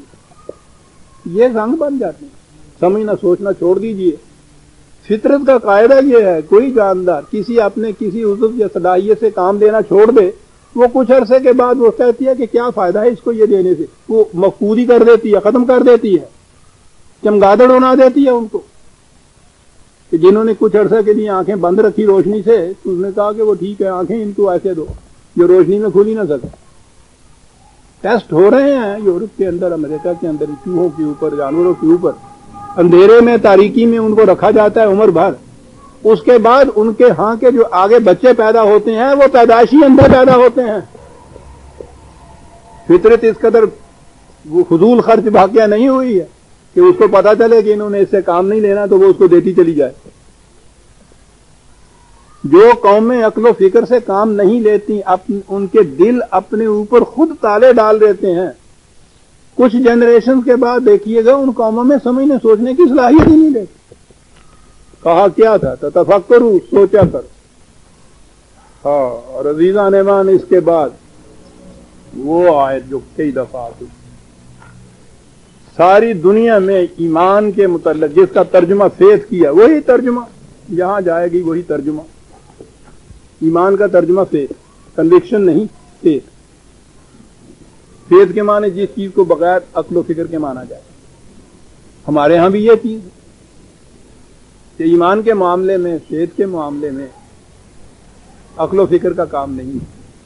پکا ایمان والا اسے کہیں گے کہ جو وہ کہے کہ صاحب میں تو بغیر کسی سبجے سوچے کے مانتا ہوں، میں بغیر دلیل کے مانتا ہوں. اور پھر اس کے اوپر کہانیاں کہ میں عرض کرتا ہوں سازش کیا ہوئی آپ کے ساتھ. قرآن کریم نے مومنین کے متعلق مومن کی ڈیفینیشن دی، مومن کی خصوصیات بتائی ہیں. 25ویں سورت ہے یہ اور 73ویں آیت ہے. یہ کئی دفعہ آتی بہت سی چیزیں کہ مومن وہ ہوتے ہیں، مومن وہ ہوتے ہیں، اور آگے کہا ہے مومن وہ ہوتے ہیں والذین اذا ذکروا بآیات ربہم لم یخروا علیہا صما وعمیانا. مومن تو وہ ہوتے ہیں کہ جب ان کے سامنے اور تو اور خدا کی آیات بھی پیش کی جائیں وہ انہیں بھی آنکھیں بند کر کے، کان بند کر کے ان کے اوپر نہیں جھک پڑتے، اندھے بہرے بن کے نہیں ان کو ایکسپٹ کر لیتے خدا کی آیات کو بھی. مومن وہ ہے. تو ایمان تو نام ہی آنکھیں کھول کر کسی چیز کو فکر سے، غور سے، تدبر سے سمجھنے کے بعد ایکسپٹ کرنے کا نام ایمان ہے. قرآن کہتا ہے مومن کی تو ڈیفینیشن یہ ہے کہ اور تو اور خدا کی آیات کو بھی وہ آنکھیں بند کر کے، کان بند کر کے ایکسپٹ نہیں کرتے، غور و فکر سے سوچتے ہیں. جب وہ اس پہ مطمئن ہو جاتا ہے قلب و دماغ ان کا، پھر ایکسپٹ کرتے ہیں. اسے مومن کہتے ہیں. عزیزان میں اسی موضوع پہ اگر جاؤں تو میرا خیال ہے 6 مہینے تک درس نہ ختم ہو. قرآن نے عقل و فکر کو اہمیت کتنی دی. لیکن میں عرض کرنا چاہتا ہوں اتنا ہی کافی ہے. آپ خود قرآن اٹھا کے دیکھیے کتنی بڑا قریب قریب ہر صفحے میں کوئی نہ کوئی لفظ عقل اور فکر اور دلیل اور شعور اور تدبر اور تفکر اس کے لفظ آتے جائیں گے آپ کے ہاں. تو اتنی بدیہی حقیقت کے متعلق زیادہ تفصیل میں ایک درس میں جانے کی ضرورت کیا ہے. قرآن یہ تھا. کہنے والا وہ ہے جو اگر مذہب آپ کہتے ہیں ان کے الفاظ میں مذہب کا بانی بلند ترین مقام پہ وہ کہہ رہے ہیں نا تفکر کرو، سوچا کرو. سارا قرآن بھرا پڑا. اس کے بعد آپ کے ساتھ سازش ہوئی. یہ جو انہوں نے چند سالوں کے عرصے کے اندر جا کے نہ وہ ایران کی تہذیب کو چھوڑا، نہ بازنطینی امپائر کو چھوڑا، وہ مصر تک چلے گئے، ملتان تک آ گئے، یہاں تک پہنچ گئے. کوئی انہوں نے اس زمانے میں این بم اور ایچ بم نہیں ایجاد کیے تھے. یہ سارے علاقے وہ تھے جو مذہب پرست علاقے تھے. خواہ وہ ایران تھا، خواہ وہ عیسائیت تھی، خواہ وہ مصر تھا، خواہ وہ آپ کا سندھ تھا، خواہ یہ ملتان تھا. یہاں ہندو تھے، وہاں مجوسی تھے، وہاں وہ پرانے عیسائی تھے، عقل و فکر سے کام نہ لینے والے، مذہب پرست طبقہ تھا نا. یہ آئے عقل و فکر والے، چھا گئے چند سالوں کے اندر ان کے اوپر. ان قوموں نے جنہوں نے ان کے ہاتھوں شکست کھائی تھی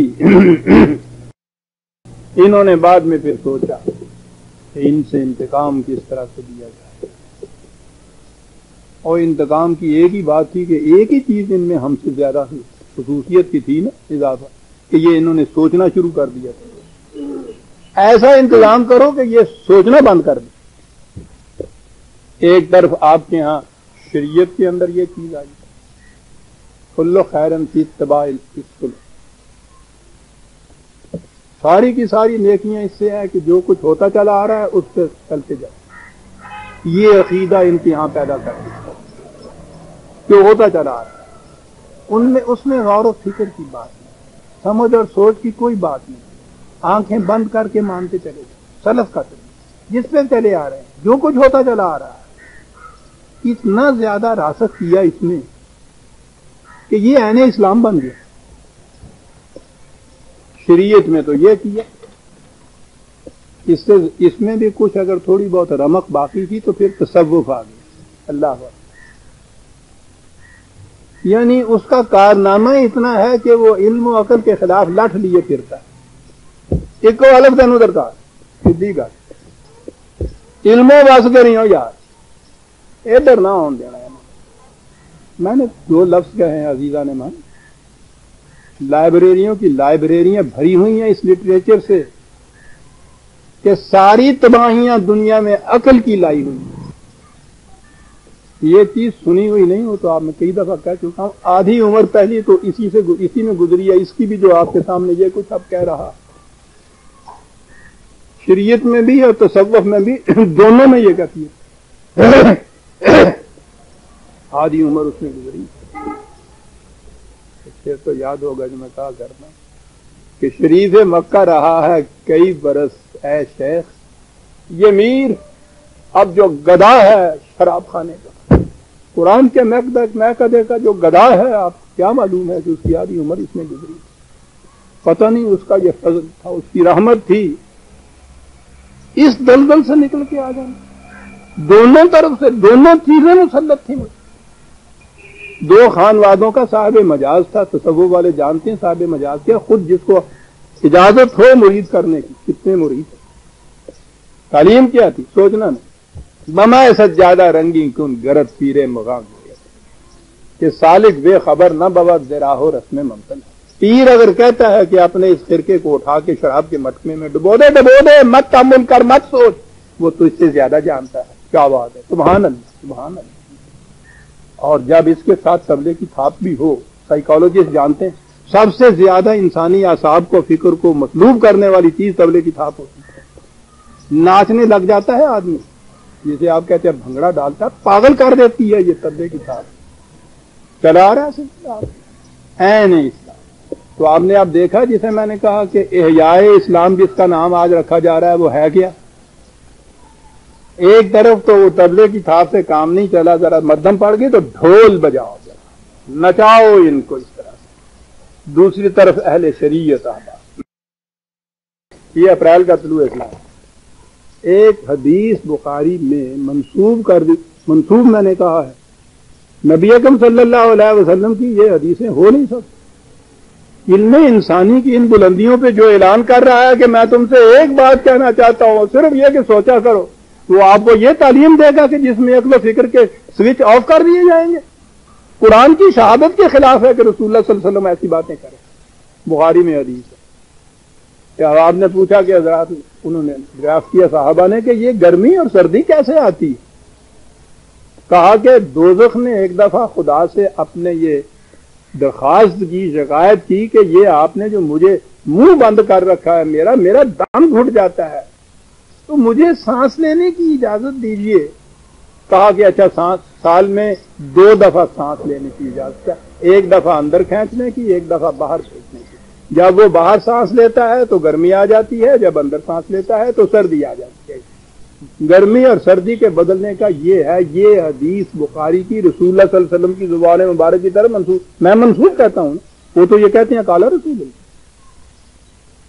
اب سوچئے یہ اس میں علم، بصیرت، عقل، فکر، تعقل، چوتھی پانچویں جمان کا بچہ جو ہے وہ پوچھتا ہے بابا جان یہ کیا چیز ہے، ہمیں تو پتا ہے گرمی کیسے آتی ہے، سردی کیسے آتی ہے، دن کیسے چڑھتا ہے، رات کیسے پڑتی ہے، تو یہ تو جہنم کے ساتھ، اور اگر یہ کیفیت ہے تو جہنم نے جب سانس باہر لی گرمی تو ساری دنیا پہ ایک دفعہ گرمی ایک ہی وقت میں آنی چاہیے تھی، پھر ٹیمپریچر ایک ہی ہونا چاہیے تھا۔ یہاں یہ کیفیت ہے کہ یہی نہیں ہے کہ کسی جگہ گرمی ہوتی ہے، کسی جگہ ٹھنڈ ہوتی ہے، کسی جگہ دوسرا موسم ہوتا ہے، اور پھر وہ جو قطب شمالی جنوبی کو کیا کریں گے، جہاں گرمی آتی نہیں ہے تو وہاں اس کی سانس پہنچتی نہیں ہے۔ اسی طرح سردی کی کیفیت ہے، تو یہ آپ سیدھی سی بات تھی، یہ کہیں لکھ کے یہ کہہ دیا جو اسلام کی جو شامت آئی کہ اس قسم کی روایات نبی اکرم صلی اللہ علیہ وسلم کی ہو نہیں سکتی، کہنے دیتے ہیں یہ بات۔ یہ اپریل کا طلوع اسلام 16 صفحہ میرے سامنے ہے، اس کے جواب میں ایک اہل حدیث کا پرچہ نکلتا ہے کراچی سے، صحیفہ اہل حدیث، اس نے اس کا جواب دیا، اور لاہور سے نکلتا ہے الاعتصام ہفتہ وار، اس نے اس کو اپنے ہاں نقل کیا، گویا اتنی اہم بات تھی کہ وہی نہیں رہنے دیا، اس نے نقل کی۔ پہلے یہ سب کچھ لکھا کہ یہ اعتراض اس قسم کا یہ کرتے ہیں یہ لوگ، ہاں جی، کہا کہ اب اس کا جواب سنیے کہ اس کے جواب میں سب سے پہلی گزارش یہ ہے کہ اللہ تعالیٰ کے وہ بندے جنہوں نے صدق دل سے کلمہ طیبہ لا الہ الا اللہ محمد رسول اللہ صلی اللہ علیہ وسلم پڑھا ہے، وہ اس قسم کی کٹ حجتی نہیں جانتے۔ کٹ حجتی جنہوں نے صدق دل سے کلمہ پڑھا ہے وہ اس قسم کی کٹ حجتی نہیں جانتے، وہ تو خدا اور رسول اللہ صلی اللہ علیہ وسلم کے ہر فرمان پر بلا چون و چرا ایمان لاتے، انہیں تسلیم کرتے، اور ان میں اپنی عقل لڑانے کو حرام سمجھتے ہیں، حرام سمجھتے ہیں عقل لڑانے کو۔ سوچیے اب سند کیا ہے، ایک تو روایت ہوگی بخاری کی، چنانچہ یعنی حرام سمجھنے والے عقل کو، چنانچہ آج تک کے سلف صالحین، وہی اسلاف کا راستہ، آج تک کے سلف صالحین، محدثین، مفسرین اور شارحین میں سے کسی ایک نے بھی اس حدیث نبوی پر کوئی اعتراض نہیں کیا، بلکہ وہ اسے من و ان مانتے چلے آئے۔ بعد والوں کا بھی یہی فرض تھا کہ وہ اس میں اپنے عقلی گھوڑے دوڑانے کی بجائے آمنا و صدقنا کہتے، خدا اور اس کے رسول صلی اللہ علیہ وسلم کی باتوں میں اپنی عقل کو داخل کرنا ایک مسلمان کی شان کے منافی حرام ہے۔ ذرا سی آنکھ کھلنے لگی تھی اس دور کے مسلمان کی کہ بھئی کچھ سوچ سمجھ کے عقل و فکر سے بھی کام لینا چاہیے، وہ یہ کہہ رہے ہیں کہ اس میں عقل کا دخل دینا حرام ہے۔ سلف صالحین جس بات کو صحیح مانتے ہیں اس کو آنکھ بند کر کے بلا سوچے سمجھے صحیح ماننا، اس میں اپنی عقل کے گھوڑے دوڑانا مسلمان کی شان کے منافی۔ ذرا سا اس کی آنکھ کھلنے لگی، یہ ہے یا اسلام کی کوشش۔ میری میرائے غزل میں تھی ذرا سی باقی، شیخ کہتا ہے کہ ہے یہ بھی حرام ہے صاحب، قرآن کا ارشاد کے لیے ہوتا رہے، رسول اکرم صلی اللہ علیہ وسلم کی زبان مبارک سے یہ عجیب انداز ہے یہاں کہ خدا نے خود اپنی طرف سے یہ بات نہیں کہی، کہا رسول سے قل، تو خود رسول اللہ صلی اللہ علیہ وسلم کی زبان مبارک سے آ رہا، خدا کا ارشاد رسول کی زبان سے، تو آیت خدا بندی اور حدیث نبوی تو دونوں آ گئی تھی۔ میں تم سے ایک بات کہتا ہوں، تفکر، سوچا کرو، وہ کہتے ہیں حرام ہے۔ غور فرمایا آپ نے عزیزان من، کیا کہہ گیا تھا قرآن، کیا دین نے کہا تھا، کیا حضور نے فرمایا تھا، کیا نظام مسلک کیا پیش کیا تھا، اور کہاں لے گئی پھر اس کے بعد یہ سازش آپ کو۔ دونوں ہی گوشے ہیں، شریعت اور طریقت کا، دونوں گوشوں کے اندر یہ اہل شریعت ہیں وہ حرام قرار دیتے ہیں، وہ اہل طریقہ تھا، ان کا تو پوچھے ہی نہ ہوتا، کہنے علم و بات کرنے جا رہا۔ اور جس نے ذرا بھی آپ کے عقل و فکر کی بات کہی، آج تو غنیمت ہے، بہرحال ابھی تک اتنا ہے۔ وہ تو اکبر نے اپنے زمانے میں کہا تھا کہ گورنمنٹ کی خیر یارو مناؤ، انل حق کہو اور پھانسی نہ پاؤ۔ بچت تھی ابھی اتنی تھی، آج بھی یہ بچت، ورنہ اس سازش کے خلاف آپ کی تاریخ میں جنہوں نے بھی آواز اٹھائی کہ او بابا قرآن تو عقل و فکر کی بات کرتا ہے، سمجھ لیے نا، یہی نہیں کہ ان کو حوالہ ادار و رسم کیا، ان کی تحریروں کا ایک ایک ورق جلا دیا، ملتا نہیں کہیں اب۔ ان کے حوالوں قواعد یا ناموں تک سے بھی ہم ناواقف آج ہوتے اگر ہمیں ان کی تفسیروں میں، ان کی کتابوں میں ان کا نام لے کے جو گالیاں دی ہیں نا انہوں نے، اس طریقے سے ان کا نام آگے محفوظ رہا، ہم تک آیا ہے کہ صاحب یہ دیکھیے اس شخص کو خدا اور رسول کا دشمن، ملحد، بے دین، نہ ماننے والا، کیا کہتا ہے کہ یہ قرآن کی آیات کو عقل و فکر کی روح سے سمجھنا چاہیے۔ یہ اس نے لکھا گالیاں دے کے، تو ہم نے یہ کہا کہ اللہ اکبر، کوئی آواز اٹھی تھی اس قسم سے۔ یہ ہوا ہے آپ کے ساتھ، آپ کی تاریخ میں۔ آج کیا ہو رہا ہے؟ پرویز کیوں سب سے زیادہ قابل نفرت قرار دیا جا رہا ہے؟ سب سے زیادہ پروپیگنڈا اس ملک کے اندر، منکر، بے دین، ملحد، کمیونسٹ، یہ بھی اس ملک کے اندر جیتے ہیں، کسی کے خلاف پروپیگنڈا نہیں ہو رہا۔ وہ جس کی 50 سال عمر گزر گئی ہے کتاب اللہ کی آواز بلند کرتے ہوئے، یہ سب سے زیادہ پروپیگنڈا اس کے خلاف کیوں ہو رہا ہے؟ اس لیے کہ وہ کہتا ہے تفکروا، سوچا کر۔ انہیں پتہ ہے کہ جہاں انہوں نے سوچنا شروع کیا قوم نے، ان کا دیوار پھٹ ہو کے رہ گیا۔ قرآن آیا، جاء الحق، اگلی آیت ہے، جاء الحق وزهق الباطل، قرآن کہتا ہے ان سے کہو سوچا کرو، سوچا کرو تو اس کے بعد الحق آ جائے گا اور باطل دم دبا کے بھاگ جائے گا۔ انہیں یہ فکر کھا رہی ہے۔ قل ما سألتكم من أجر فهو لكم، اگلی بات کیا عظیم۔ چلیے یار، ایک بات تو یہ کہ سوچا کرو، پھر اس چیز کو بھی سوچو کہ میں جو جان اپنی کھپا رہا ہوں، مار رہا ہوں، دن رات یہ کچھ کر رہا ہوں، تکلیفیں برداشت کرتا ہوں، مصائب تمہارے جھیلتا ہوں، تم پتھر مار رہے ہو، سب کچھ، تو ذہن میں یہ آتا ہوگا کہ اس کا کوئی اپنا اس میں فائدہ ضرور ہے، مطلب ضرور ہے اس کا کوئی اپنا، ہاں نظر نہیں آتا۔ کہا کل ما سألتكم من أجر، اور ان سے کہو میں اس کا کوئی معاوضہ بھی تم سے نہیں مانگتا۔ اور بڑی چیز ہے عزیزان من، کوئی شخص بھی آپ کو اس کا اگر قائل کر دے کہ جو کچھ میں تم سے کہتا ہوں میرا اس میں کوئی اپنا فائدہ یا مطلب نہیں ہے، آپ سوچنے لگ جاتے ہیں کہ پھر مجھے سوچنا چاہیے واقعی کہ یہ خود غرضی پہ مبنی نہیں ہے، یہ کوئی اجر نہیں مانتا، تو سوچو پھر کیوں یہ کچھ یہ کہہ رہا ہے، کیا عجیب چیز ہے۔ پہلی چیز یہ ہے کہ سوچا تھا، سوچو گے تو یہ بات واضح ہو جائے گی کہ یہ کہنے والا پاگل نہیں۔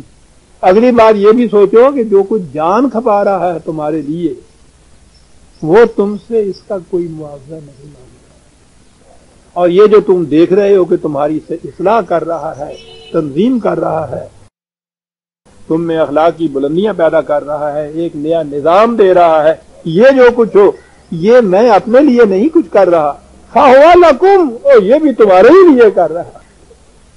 قرآن کی طرف دعوت دینے والے کے لیے عزیزان من دو بنیادی چیزیں آ گئی، عقل و فکر کو وہ دعوت دے اور اپنی ذات کے لیے کچھ نہ مانگے۔ اور مذہب تو عزیزان من پیشہ یا پروفیشن ہو جاتا ہے، ان کی روٹی کا ذریعہ ہی کوئی اور نہیں ہوتا۔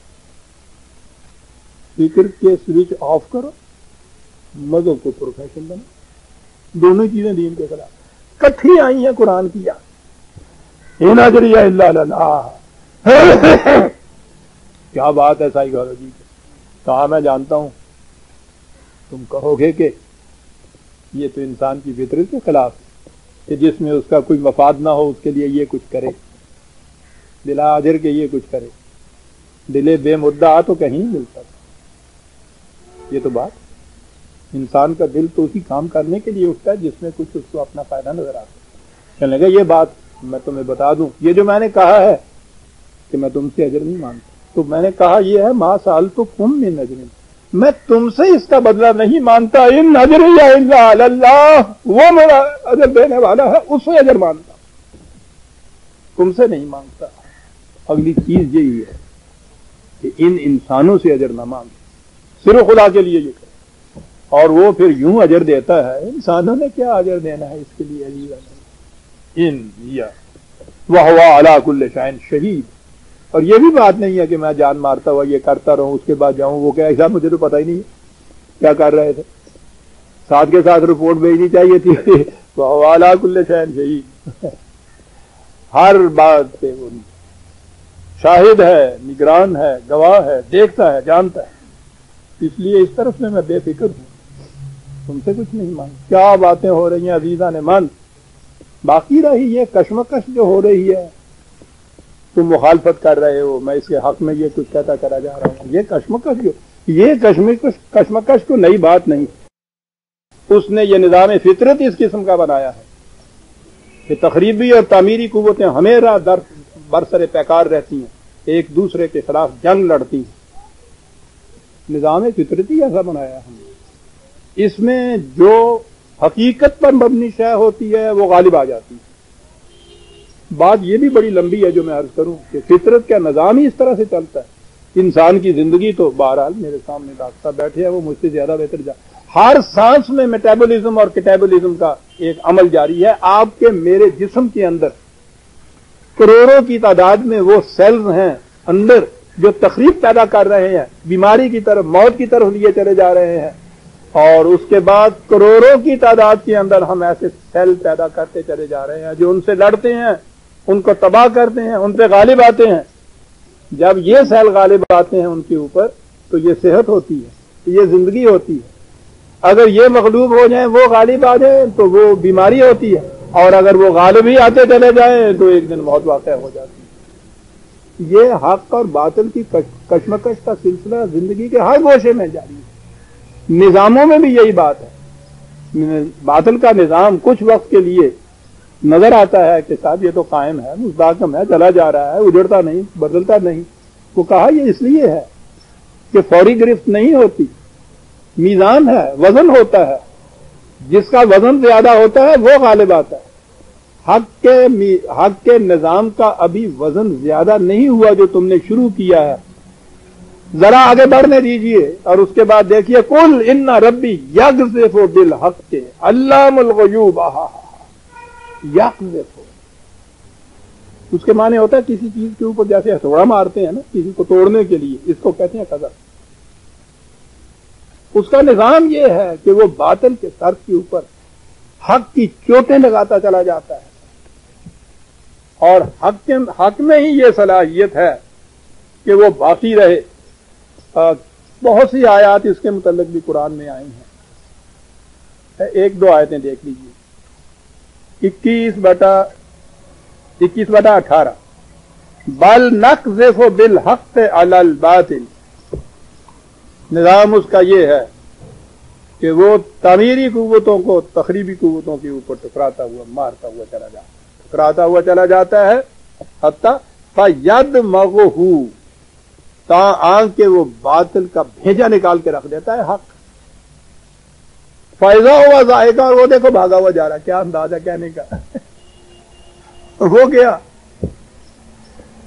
فَيَدْمَغُهُ، کیچا توڑ کے رکھ دیتا ہے باطل کا۔ اس لیے کہا قل جاء الحق وما یبدئ الباطل وما یعید، ان سے کہہ دو کہ میں جو کچھ تمہیں دے رہا ہوں وہ الحق ہے، علم و بصیرت پر مبنی، فکر و شعور کی روح سے پیش کرتا، سوچ سمجھ کے قبول کرنے کی تاکید کرتا ہوں، ہر معاملے کو آن میرٹ پرکھنے کے لیے تائید کرتا ہوں، یہ چیز پیش کر رہا ہوں، یہ الحق ہے۔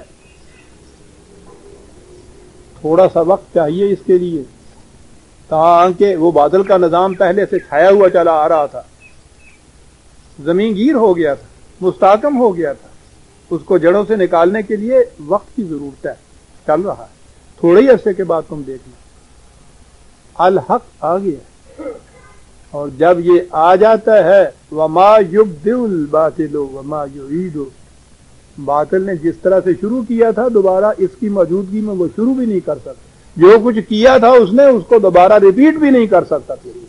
جب یہ آ جاتا ہے طلوع آفتاب کے بعد رات کی تاریکی کا کوئی شمع باقی نہیں رہتا۔ حق میں تو بڑی قوت ہوتی ہے عزیزان، الحق ہونا چاہیے، پورا کمرہ گھٹا ٹوپ اندھیرا، اتنی سی دیا سلائی کی وہ بتی ہوتی ہے ماچس، اتنی ذرا سا اس کو آگ کو رکھے گی، اور اس کے بعد جب اس میں چمک پیدا ہوتی ہے سارے کمرے سے ظاہر بات ہے، اندھیرا دم دبا کے بھاگ جاتا ہے، وہ کیا قرآن کہتا ہے، اور جب تک وہ موجود ہوتی ہے وہ کرن اس بتی کی، اس ماچس کی روشنی کی، اس وقت تک دوبارہ نہیں آتا۔ وہ دوبارہ آنے میں حق میں باطل میں یہ قوت نہیں ہوتی کہ دوبارہ آ جاتا ہے، حق کے نہ رہنے کا نام باطل ہوتا ہے، روشنی کے نہ ہونے کا نام تاریکی ہوتا ہے۔ عزیزان ایمان، تاریکی بذات خود اپنا وجود نہیں رکھتی، وجود تو روشنی کا ہوتا ہے، روشنی کے نہ ہونے کا نام تاریکی ہوتا ہے۔ یاد رکھیں، ہم گھبرا جاتے ہیں کہ صاحب باطل کا نظام چاروں طرف سے محیط، پچھلا درس جو تھا کہ جہنم محیط ہے چاروں طرف سے اور نکل نہیں سکتے، ہم گھبرا جاتے ہیں، اس میں مایوس ہو جاتے ہیں۔ یہ بجائے خیش اپنی اتنی قوت نہیں رکھتا، یہ اس لیے ہے کہ حق کا نظام جو ہے وہ آیا نہیں، جال حق۔ اور دوسری جگہ ہاں یہ بھی تو ایک آیت ہے، یہ تو 21/18 تھی، بڑی عجیب آیت ہے، فَيَدْمَغُهُ، اس کا بھیجا توڑ دیتا ہے۔ اور یہ ایک آیت ہے 17/81، وَقُلْ جَاءَ الْحَقُّ وَزَهَقَ الْبَاطِلُ إِنَّ الْبَاطِلَ كَانَ زَهُوقًا۔ اس سے کہو کہ روشنی آئی تاریکی گئی۔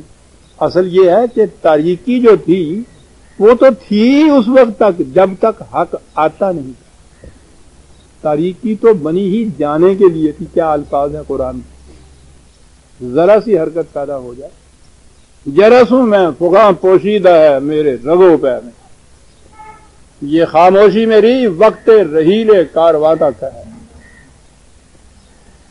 اونٹوں کے گلے میں بندھی ہوئی گھنٹیاں خاموش ہوتی ہیں کیونکہ بیٹھے ہوئے ہوتے ہیں، اونٹ کارواں سویا ہوا ہوتا ہے، اٹھ کے کارواں کو چلنے دیجئے، یہ گھنٹیاں خوب بجنی شروع ہو جائیں گی۔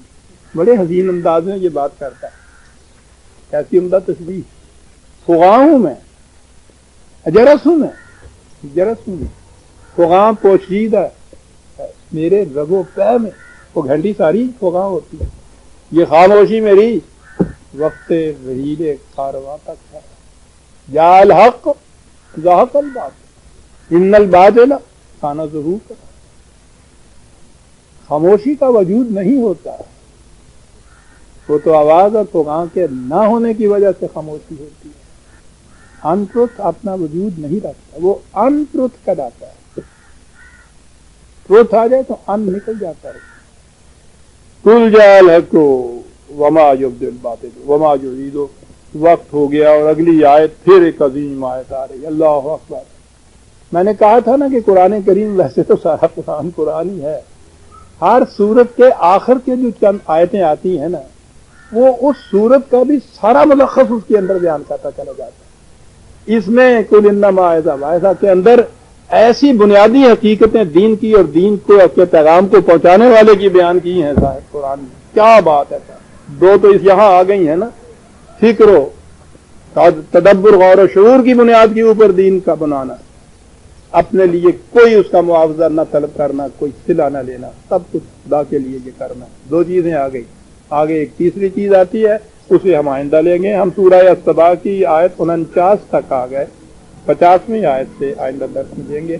ربنا تقبل منا انک انت السمیع العلیم۔